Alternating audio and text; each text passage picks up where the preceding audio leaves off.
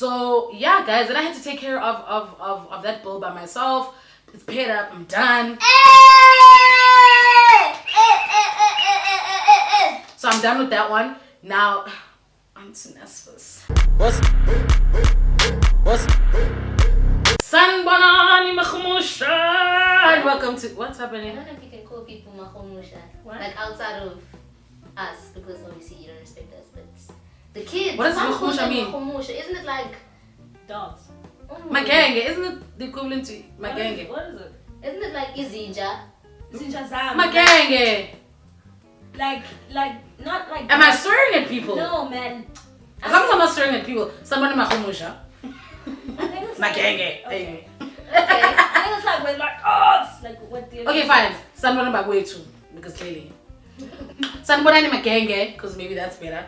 I hope you're gonna include this whole fight. Kidding.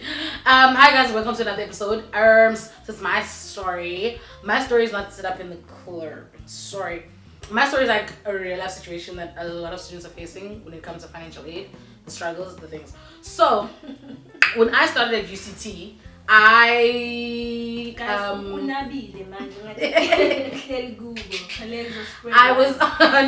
was on financial aid in NSFAS.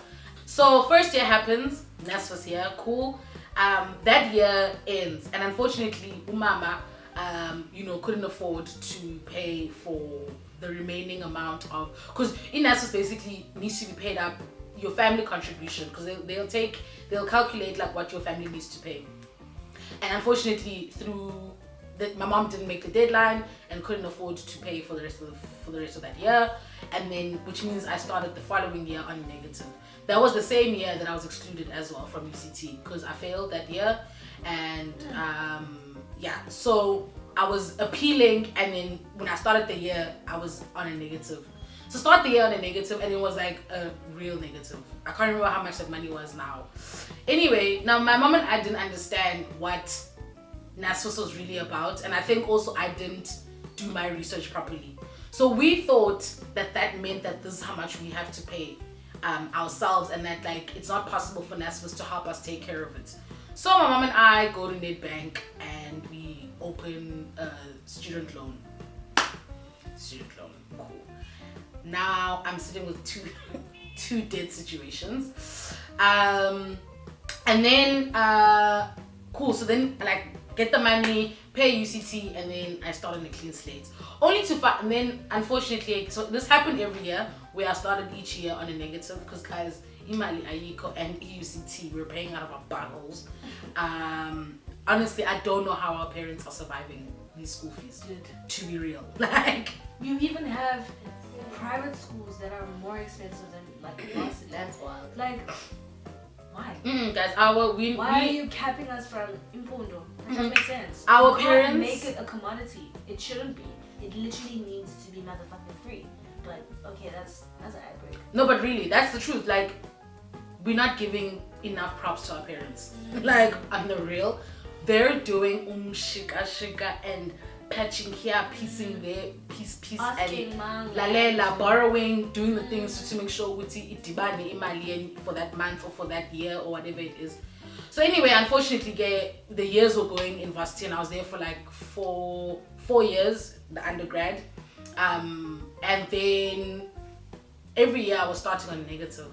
Final year, we're sitting at over 100k on school fees because postgrad was there. So now in my mind I'm thinking I not only have to pay back that year's 100k, I need to pay all the other years. And there was the 1 year that government gave an exemption something. I don't know what that thing was, but it was like an exemption thing, and then for that particular year, if you were grading that year, you didn't have to pay something. Your bursary, like the NSFAS money that year, or something like that anyway, whatever. So all those other years plus that year. Now I'd kind of forgotten about the Nedbank thing over the years and whatever. And I think in my mind I'd assumed about Mama was taking care of it. Cool. Next year. Last year, I mean, I get a call from the lawyers being like, Dumelang, Stinimali to back. I literally was like, who's this? Who is this? What? Wrong number. Who are you talking? Because the thing is, who are you calling? Nedbank is not calling me now. I'm being called by lawyers. Because so now Nedbank escalated my case to, and I was like, Jeez. cool, bafona, watwa. This is the amount of money. It was 30K something. What do they define the fee? Yeah, well, it was 30K somebody, and then they were like, and this is how much you have to pay every month.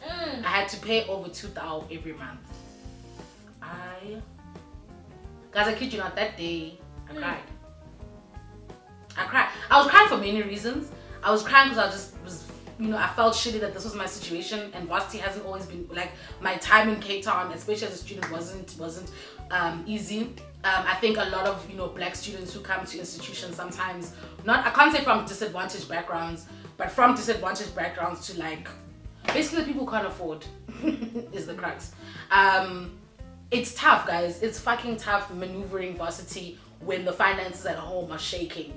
And so I think I was mad about that. And then I was just mad that, like, I won't lie, and this sounds shitty, but then I was mad at my mom, and then I had to bring myself back towards myself because I'm like, she's doing all the magic that she's been doing, and now I'm working. I need to stop being ungrateful. But I think it was just those initial, feelings of like, fuck. But I know that had my mom's financial situation been different, babes would have settled it a long time. I probably would have a car, whatever, because my mom is just that girl who's just like, she doesn't throw money away, but like, she spoils me whenever she can. So I definitely know that had the funds been available. So yeah, guys, and I had to take care of that bill by myself. It's paid up, I'm done.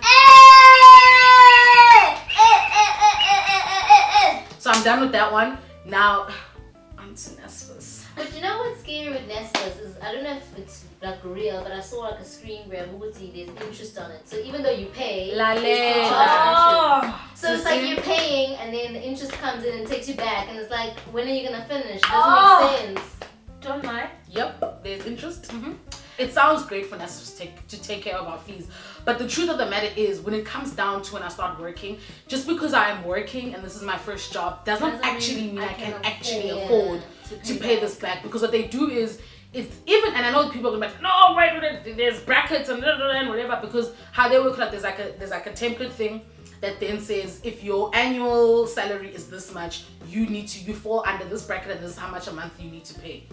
Even when calculated against my salary, I was like, damn, this is still like, it's not a lot of money in retrospect, especially in comparison to what I had to pay back for for Nedbank. But inside, I was like, damn, this is still like imali, and to have to pay Nedbank and NSFAS, these two monies, like Dizolamba kind of thing. It's scary for me when it comes to like the expectation that we all of a sudden are now working, and then it's assumed that imali corner, like. And the thing about NSFAS is it's a lifelong debt almost. So I can, like, it's gonna go on and on and on until I'm literally able to pay it back. So it's not like a bank where it's like after 5 years it has to be, has to be done. And I was just lucky off of the fact that with Nedbank, we've been grinding and working so hard. So in the few jobs here and there that do pay, I was just like, when we say close your eyes and the remaining amount, just settle it. You will chow your money one day, just not today. And I get it, like, the money that we're not paying right now for NSFAS, if you're taking long to pay, you haven't decided to pay, or you don't know what to do, that's money that's coming off of the next child or whatever it is. But it's like, it's hard and it's difficult, and I think the not enough conversations, because I haven't even spoken to like a proper official place like NSFAS to like help me figure out like, how am I supposed to do this thing? What if like I really can only afford to pay 200 Rand a month?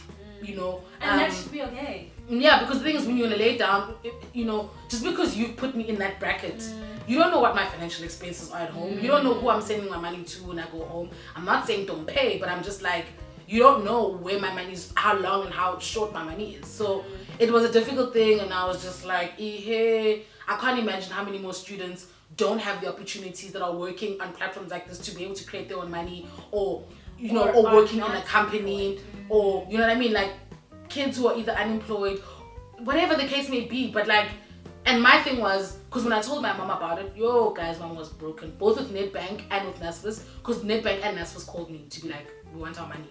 So my mom was literally in shambles, because she was just like, she wishes things were different. She wishes that she really could take care of it. And I was like, Mama, please don't stress. I'm working now. Obviously by that I didn't mean like, but it was just my like, girl, it's time for me to also take on this burden. Like, you've done your piece, I got you. We're gonna get a practitioner person to come in to give us the tips and the advice and whatever. But I think for anybody who is going through financial, situations, please just know that you're not alone. Like, lalela NSFAS yona iyas choker. I'm scared. I don't know which way to go, which way to turn. My money is rising, as B mentioned, with interesting corner. We just need to have these conversations because there could be somebody in the comment section who might enlighten me on something I didn't even know about paying back in NSFAS. So let's help one another, guys, this month and ask the questions. So please ask us as many questions as we can, and then we'll direct them to any financial people that we know and ask them to help us answer these questions because we're on this journey together, guys, as young people, and I think we all are conscious of the fact that we want to be wealthy.